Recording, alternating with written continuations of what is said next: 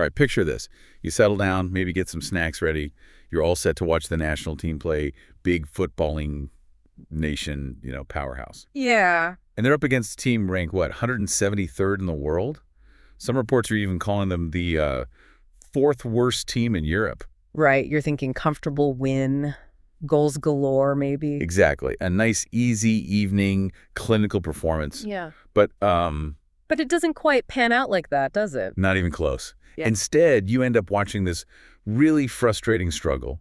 The performance feels, I don't know, labored, disjointed. And it ends up just 1-0. Leaves you feeling pretty, underwhelmed, I think is the word. Totally. And that was the story, wasn't it? England versus Andorra, June 7th, 2025, World Cup qualifier. Yeah, and when you dig into the match reports, places like Sky Sports, BBC Sport, the picture they paint is quite stark. It really is. This wasn't just like a minor off night, according to them. No, the reporting seems to point towards some bigger questions. Performance, attitude, even the tactics. So that's what we're going to do in this deep dive. We'll unpack what these sources, Sky and the BBC, actually reported about that game in Barcelona. What happened on the pitch, yeah. And why exactly England found it so tough against a team they were, let's be honest, expected to beat quite easily. And what are the sort of key takeaways from all the analysis in those reports? Okay, let's start with the basics then. Just lay out the facts as reported. Final score, England 1, Andorra 0. Yeah, 1-0. Which, a win's a win in qualifying, but that scoreline alone immediately signals something wasn't quite right. Definitely. The goal itself came just after halftime, 50th minute, Harry Kane. Reports say it was basically a tap-in, right? Assisted by Noni Madueke after some good work. That's right. He did well down the right side there. So, context. FIFA World Cup European qualifying, Group K. And for England, the result meant they kept their perfect start going. That was 3 wins from 3 games, 9 points. Top of the group. All good on that front. Andorra, meanwhile, they stay bottom, 5th place, 0 points. So, job done in terms of the points. But the location was interesting, too. It wasn't actually played in Andorra. No, that's right. The reports mentioned it was in Barcelona at the Cornellà El Prat Stadium. Apparently, Andorra's national stadium wasn't available, and their alternative didn't meet the UEFA requirements in time. Bit unusual? Yeah, a bit. And the attendance reflects that, maybe. Just 8,872 there. So, okay, those are the bare facts. 1-0 win, points secured. But the real story, the narrative from the sources, is all about how that win happened. And the language used is, pretty blunt and consistent across the board. Sky, BBC, they all used words like Lackluster, underwhelming, labored, disjointed. Yeah. Far from their best. It's quite a list. What really stands out is that contrast, isn't it? You've got England, a top-tier team, really struggling, finding it hard to break down a team ranked 173rd. Described as the 4th worst in Europe by some analysts quoted. I mean, Andorra did what you'd expect, really. Parked the bus? Basically, yeah. Well-organized, determined, defended deep. Made it very difficult. And that frustration, it wasn't just felt by people watching at home. The report specifically mentioned the crowd reaction in Barcelona. Getting booed off at halftime by some sections of the fans. And again, at full time. That says a lot, doesn't it? When your own traveling fans, or at least some of them, are showing that level of displeasure. Definitely a strong sign things weren't going well. And the tactical choices, they came under the microscope, too. Thomas Tuchel, the manager, he picked what looked like a very attacking side on paper. He did, but the reports highlight some specific decisions that apparently did not pay off. Like Curtis Jones being played as a kind of makeshift right back. Yeah, analysts said he looked out of sorts there. And Reece James was over on the left side at left back. Which isn't his usual spot either, really. No. And one analyst in the reports went a step further, suggesting Tuchel actually overcomplicated the tactics for this particular game, this opponent. Interesting. So maybe trying too hard to find a clever solution against that deep defense actually ended up hindering things, making it less fluid. That's certainly the feeling you get from reading the analysis. It disrupted the natural flow, perhaps. And the stats, when you look at the stats from the match reports, they really back up this story of struggle, don't they? They put numbers on that feeling of frustration. Absolutely. Possession, for instance. England had, 83%, just totally dominant with the ball. 83-17. Huge dominance. But, having the ball is one thing. Doing something with it against a packed defense is another. Exactly. England had 20 shots in total, which sounds okay, maybe even good. But the effectiveness clearly wasn't there. Andorra's goalkeeper, Iker Alvarez, He made 9 saves. 9 saves, that's a busy night. And compare that to Andorra, they had 0 shots on target. None. That difference is massive. Lots of England attempts, but blocked, off target, or, well, saved by Alvarez. And look at the defensive actions. Andorra, 39 total clearances. England, just 5. Shows you exactly what Andorra's game plan was. Just get it away, clear the lines, and it worked for long periods. The passing numbers tell a similar story, too. England completed 683 passes. Andorra, just 88. Wow.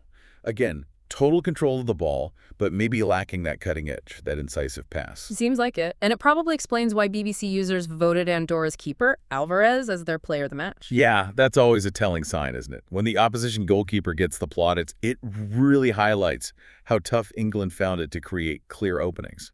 So, moving away from the team performance as a whole, what about individuals? Amidst all that struggle, the reports did consistently highlight one player as a positive. Noni Madueke.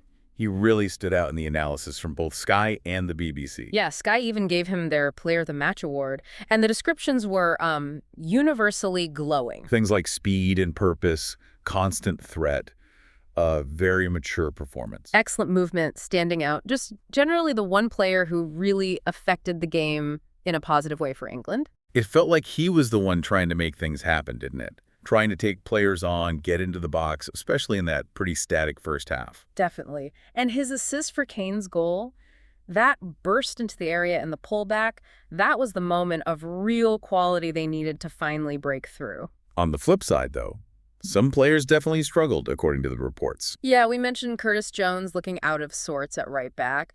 Dan Burn was described as being off the pace. And Cole Palmer, playing in that attacking midfield role, apparently largely ineffective. There were some mentions of others showing flashes, Jude Bellingham, Morgan Rogers had a few moments. Ebriquez had a header tipped over by Alvarez, too. Right. And even Harry Kane got the winner, took his tally to 72 international goals.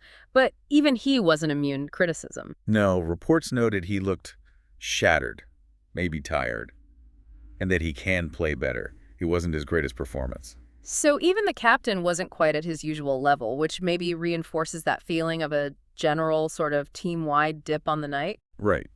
So what do they say afterwards, the manager, the players? Tuchel's comments were particularly strong, weren't they? Yeah, he was very clear he was not happy. Said they lacked quality, urgency, and energy. Those are pretty key things. He felt they lost our momentum after they finally scored the goal. And he really didn't like the attitude in the last stages. He used that phrase, played with fire. Played with fire against Andorra when you're only 1-0 up. That's a pretty damning assessment from your own manager. It really is.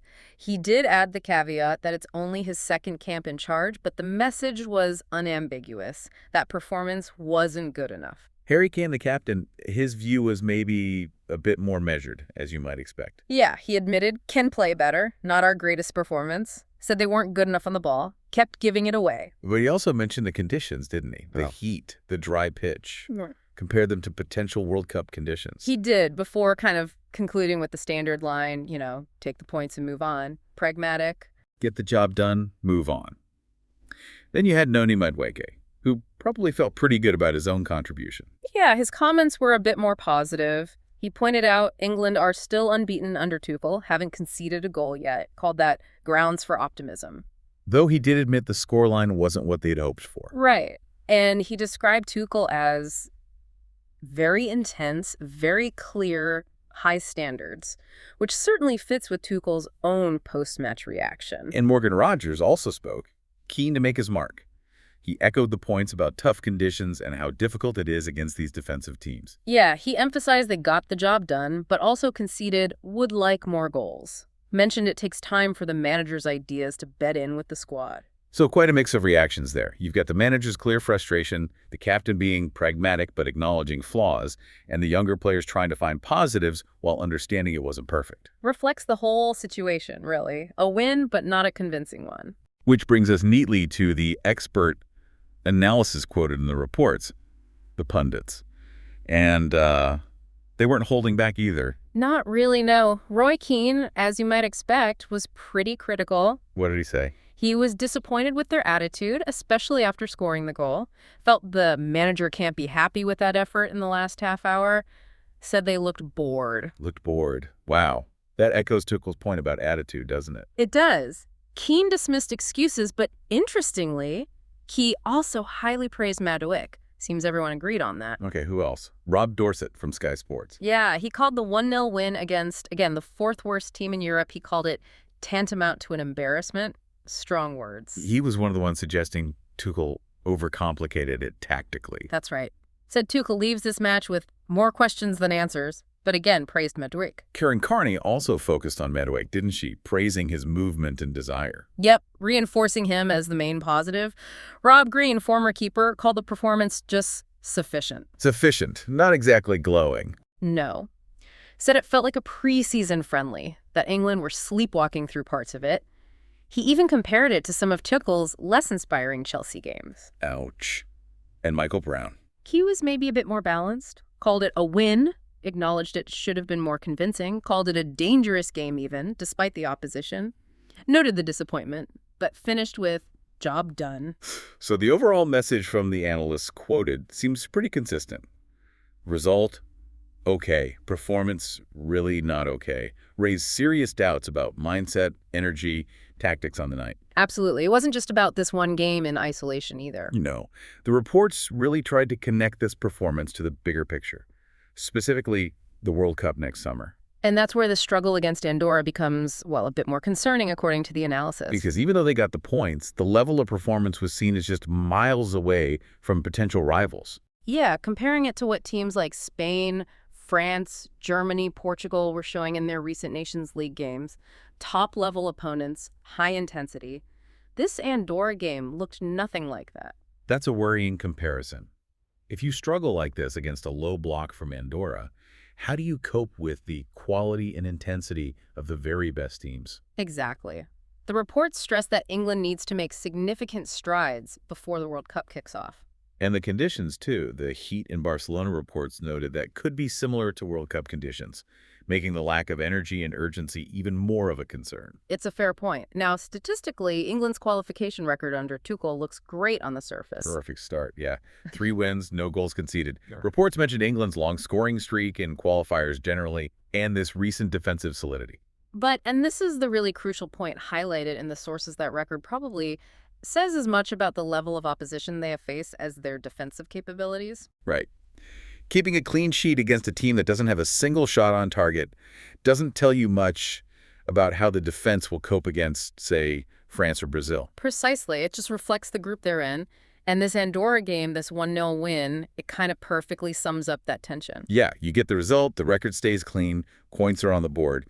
But the actual performance, even against a limited but determined opponent, it highlights issues.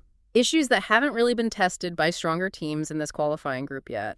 It wasn't a failure to get the points, it was more a failure to convince. Yeah, failure to put in the kind of performance expected. Which reinforces that idea from the analysis.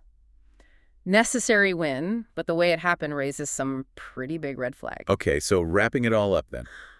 This deep dive into the sources Sky Sports and BBC Sport on that England versus Andorra match, it reveals, well, a necessary win, yes. Got the 3 points. But it was completely overshadowed by a performance that was widely described as lackluster, underwhelming, a real struggle. Drew sharp criticism from pretty much everyone manager. Players acknowledged issues. Analysts certainly didn't hold back.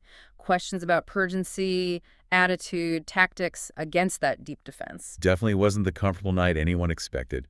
A really labored display against the 173rd ranked team that left people questioning England's level, their readiness for bigger tests. Mm-hmm. So, thinking about all that analysis we've gone through, the frustrating performance, the tactical questions, Madueke standing out while others struggled, Tuchel's blunt words, the pundits' strong opinions, what do you listening think is the single biggest takeaway from this match for England? Yeah, it prompts that question, doesn't it? Was this just, an understandable blip? End of a long season, tricky conditions, stubborn opponent, parking the bus. Maybe that's all it was. Or does it point to something deeper? Maybe more concerning issues for England under Tuchel, specifically when they face teams set up to frustrate them like that. Mm-hmm. Issues that need fixing before they play better opposition. What do you think needs to change the most, based on what we've heard from the reports? We genuinely love to hear your thoughts. What stands out most to you after hearing this breakdown? Let us know your biggest takeaway down in the comments section below. We do read them all. Absolutely. And if you found this deep dive useful, if it helped you get up to speed quickly on the key details and what the analysis said about that England-Andorra game, maybe give this video a like. Yeah, please do. And subscribe to the Deep Dive channel if you haven't already. We're constantly unpacking information from the sources you care about, giving you the full picture.